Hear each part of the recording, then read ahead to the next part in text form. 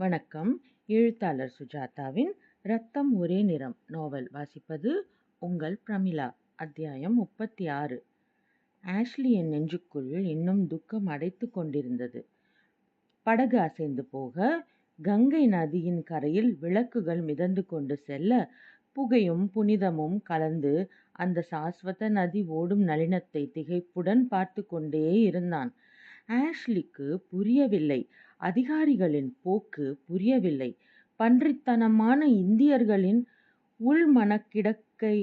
கிடக்கைகளை புரிந்து கொள்ள மறுக்கும் அவர்கள் பிடிவாதம் புரியவில்லை. இளம் பெண்ணை உயிரோடு எரிக்கும் இந்த கொடூரம் புரியவில்லை. அதை பார்த்து ரசிக்கும் தன் ஜாதியின் வக்கிரம் புரியவில்லை. என்ன கேப்டன் ஃப்ரேசர், பேசாமல் வருகிறீர்கள்? அவள் என்னை பார்த்தாள். ஏதோ சொல்ல விரும்பினாள். எவள்? அந்த இளம் விதவை. ஓ, இன்னும் அதையே நினைத்து கொண்டிருக்கிறீர்களா? நான் எப்போதோ மறந்துவிட்டேன் என்றான் மெக்கின்சி. நாளை பனாரஸ். ரொம்ப நாளாயிற்று இதை உபயோகப்படுத்தி என்று துப்பாக்கியை தடவி கொடுத்தான். ஆஷ்லி வெறுப்புடன் படகின் வேறு பகுதிக்கு சென்றான். நின்று கொண்டு கவிந்த இருளை யோசித்து கொண்டிருந்தான். எமிலியின் முகம் தென்பட்டது. எமிலி கான்பூரில் இருக்கிறாள். எமிலியை சந்திக்கப் போகிறோமா என்பது தெரியவில்லை. பைக்குள் தொட்டு பார்த்து கொண்டான். அவள் கையுறை இன்னமும் பத்திரமாக இருந்தது. காலை பனாரஸ் தெரிந்தது. வேத காலத்திலிருந்து மாறாத நதிக்கரையில் சின்ன குடைகளின் கீழ் சூரியனை நோக்கி நீரிறைத்து முணுமுணுத்து கொண்டிருக்கும் வெயிலில் கிழவர்கள் காவி நிறத்தில் ஒன்றை ஒன்று தொட்டுக்கொண்டு அந்த ஜூன் மாத காலை. ஏராளமான கட்டிடங்களில் ஏராளமான கடவுள்கள். நீலின் சைன்யம் பனாரசுக்கு வந்து சேர்ந்தபோது நகரம் கலகத்தின் எந்தவிதமான அறிகுறிகளும் இன்றி அதன் புராதன செயல்களில் தொடர்ந்து இயங்கிக் கொண்டுதான் இருந்தது. இருந்தும் வெள்ளையர்கள் பனாரஸை ஒரு கவலைக்குள்ளான நகரமாகத்தான் கருதினர். இந்துக்களின் புண்ணிய ஸ்தலம், அதனால் இந்து புரட்சியாளர்கள் ஒளிந்து மறைந்திருக்கக்கூடிய ஸ்தலம். முக்கியமாக பனாரஸில் அரசாங்க கைதிகளின் சிறைச்சாலை இருந்தது. முஸ்லிம் இந்து கைதிகள் திரளாக அடைப்பட்டிருந்த சிறைச்சாலை. மேலும் மொகலாய ராஜ குடும்பத்தினர்கள் சிலர் நகரத்தில் தங்கியிருக்கிறார்கள். அபாயம்! நீல் கம்பீரமாக தன் மத்ராஸ் இராணுவத்துடன் நகரின் குறுகலான தெருக்களின் ஊடே நடக்கும்போது நகர மேஜிஸ்ட்ரேட் அவரை வரவேற்றார். சற்று எச்சரிக்கையாக இருக்க வேண்டும் கர்னல். ஏன் பயப்படுகிறீர்கள்? தேவன் நமக்கு எப்போதும் துணை இருப்பான் கர்னல். அதெல்லாம் சரிதான். இந்த நகரத்தில் உங்களை விட்டால் வேறு ஐரோப்பிய துருப்புகள் கிடையாது. இந்திய துருப்புக்கள் எத்தனை பேர் இருக்கிறார்கள்? 37வது இன்ஃபென்ட்ரி, ஒரு சீக்கிய ரெஜிமெண்ட், தற்காலிக கேவல்ரி 1.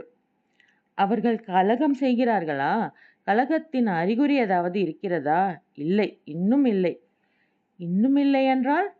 எப்போதும் கலகம் நேரலாம். அசம்கரில் கலகம் ஏற்பட்டுவிட்ட செய்தி இவர்களுக்கு தெரிந்துவிட்டது. சீக்கியர்கள் கலகம் செய்ய மாட்டார்கள். அவர்கள் இதுவரை எந்தவித பங்கும் எடுத்துக்கொள்ளவில்லை. ஆனால் 37வதை பற்றி சொல்ல முடியாது. சந்தேகத்துக்கு இடமே வேண்டாம். முதலாக அவர்கள் துப்பாக்கிகளை பறித்து கொள்ள ஏற்பாடு செய்து விடுகிறேன் என்றார் நீல். அதற்குள்ளாகவா? என்றார் மேஜிஸ்ட்ரேட். எதற்காக தயங்க வேண்டும்?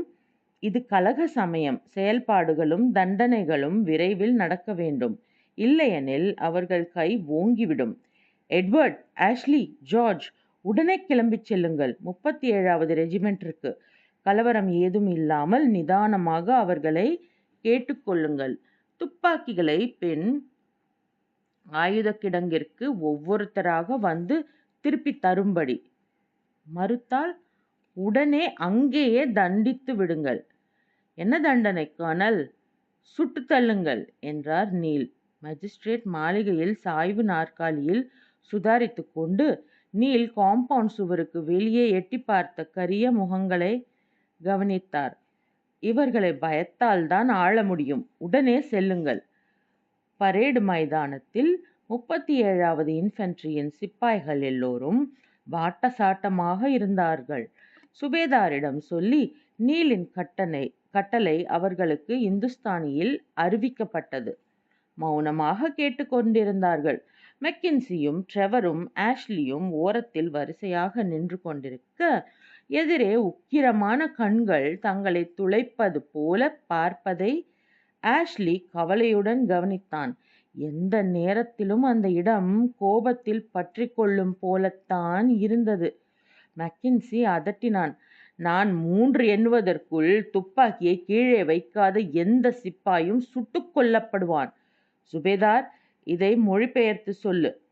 மொழிபெயர்த்து சொன்னதும் எல்லோரும் மெக்கின்சியை பார்த்தார்கள். அத்தனை பார்வைகளும் அவனை தாக்கின. மெக்கின்சியின் விரல்கள் அவன் துப்பாக்கியின் குதிரையின் மேல் இறங்குவதை ஆஷ்லி கவனித்தான். எடி, வேண்டாம், கொஞ்சம் பொறு. நாமாக நிலைமையை மோசமாக்க வேண்டாம். ஒருத்தனை சுட்டால்தான் அவர்கள் பணிவார்கள். எடி, அவர்கள் இன்னும் ஆயுதங்களை கீழே போடவில்லை. அவர்கள் நம்மை விட அதிக எண்ணிக்கை. அவசரத்தில் செயல்படக்கூடாது.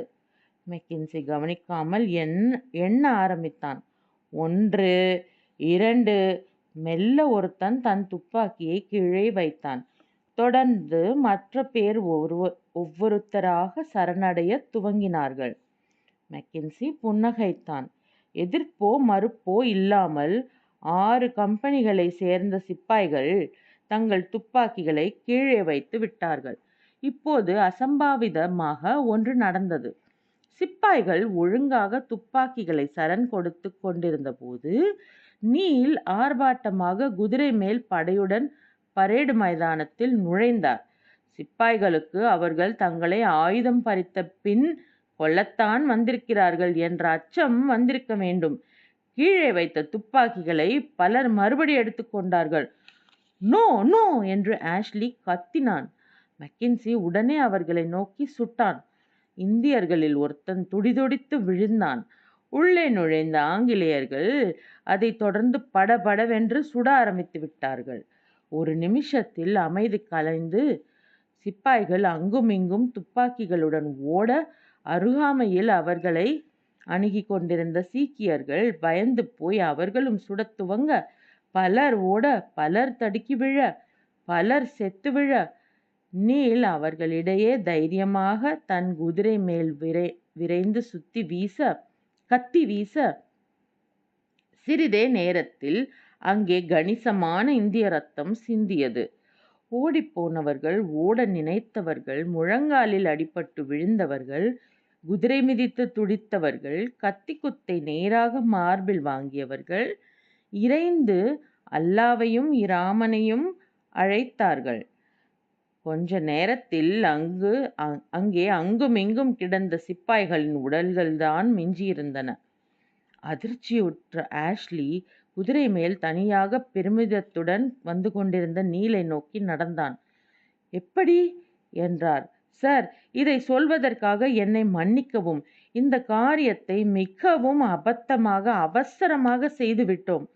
இல்லை, அவர்கள் உள்ளத்தில் பயத்தை விதைத்து விட்டோம். அது போதும். எங்கே சீக்கியர்கள்? ஓடிவிட்டார்கள். சீக்கிய நண்பர்களையும் இழந்து விட்டோம். மிகவும் அவசரப்பட்டு விட்டோம். இது விதண்டாவாதத்திற்கெல்லாம் சமயம் இல்லை. இந்நேரம் செய்தி பரவியிருக்கும். நீல் எப்படிப்பட்டவன் என்று அவர்களுக்கு தெரிந்திருக்கும். பனாரஸ் பூரா பரவிவிடும். 3 தினங்களில் இந்த நகரத்தை ஒழுங்குபடுத்தி விடலாம். நீலுக்கு சற்றே குற்ற உணர்ச்சி இருக்கத்தான் வேண்டும் என்று ஆஷ்லி நினைத்தான். இந்த ஆரம்பம் அவனை அச்சுறுத்தியது. கலகம் செய்ய தயங்கியவர்களை கலகத்துக்கு துரத்தியாகிவிட்டது. ஓடிப்போனவர்கள் அத்தனை பேரும் இனி எதிரிகள். கடவுளே, என்ன இது?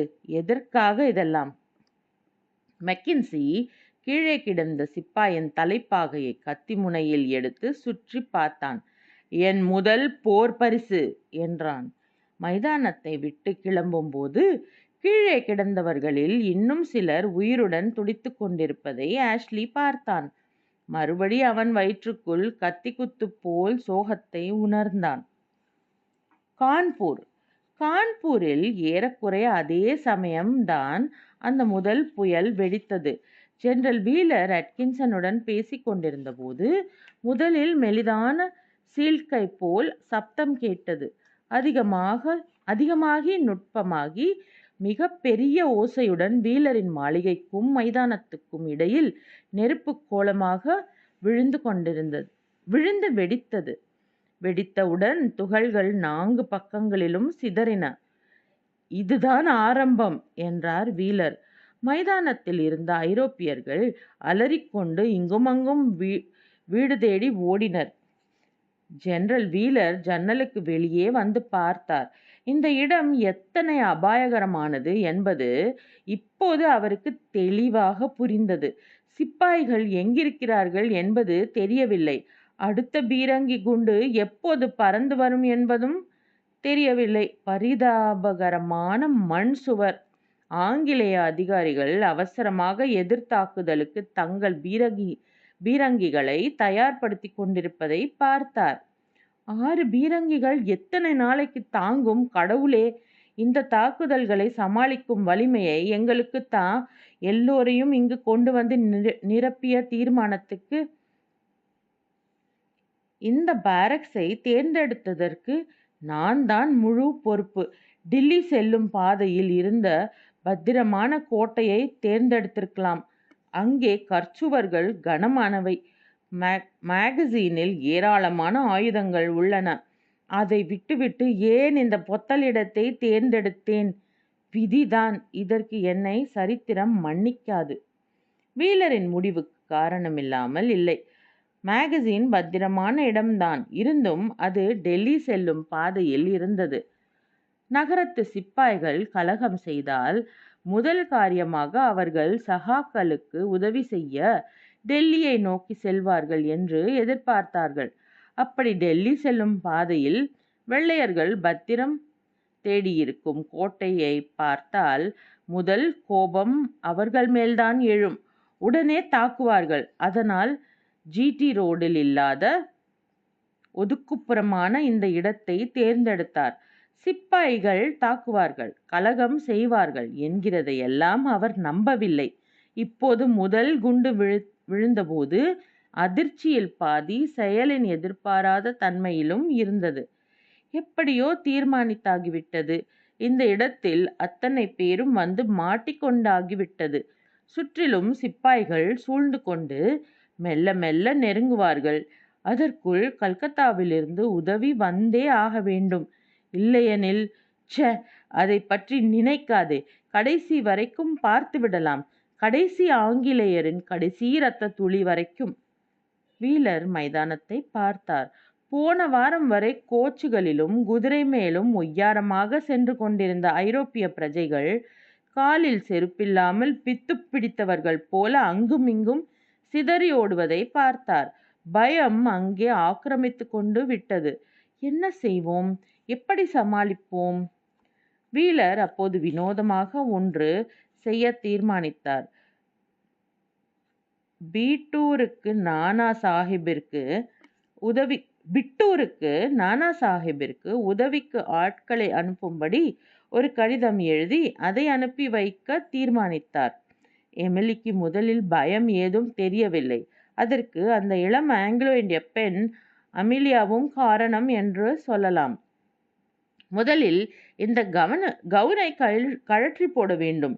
இதை வைத்துக்கொண்டு எப்படி ஓடுவது? எங்கே ஓடுவது? அது யாருக்கும் தெரியாது. ஷெல் சப்தம் கேட்டால் எங்கேயாவது பதுங்க வேண்டுமாம். இதோ மற்றொன்று. 9 பவுண்டு குண்டு அது. வானத்தில் கருப்பு பாகம் விரைந்து வந்தபோது வெடிப்பதற்கு முன் கேட்ட அதன் வினோதமான விஸ் சப்தம் எமிலிக்கு சற்று வசீகரமாகத்தான் இருந்தது. வடமேற்கே பாரக்ஸின் கூரை மேல் பெரிய ஓசையுடன் விழுந்து உருண்டது. பாரக்ஸின் முன் வாசலில் நின்று கொண்டிருந்த பெண்கள் பதறிப்போய் ஓடினார்கள். உடனே வெள்ளைக்கார சிப்பாய்களை போருக்கு தயாராக கூப்பிடும் கொம்பொலியும் கேட்டது. பெண்களின் அலறலுக்கு பின்னணி சங்கீதம் அமைப்பது போல இருந்தது. எமிலி சிற்றப்பாவை தேடினாள். அட்கின்சன் ஜெனரல் வீலரை சந்தித்துவிட்டு திரும்பும்போது நிதானமாக சீட்டி அடித்து கொண்டே நடந்தார். மேலே பறந்து வந்த குண்டுக்கு உடனே கீழே படுக்காததால் இடுப்பில் அடிபட்டு மைதானத்தில் விழுந்தார். இத்துடன் 36வது அத்தியாயம் நிறைவடைகிறது. நாளை 37வது அத்தியாயத்தில் சந்திப்போம். வணக்கம்.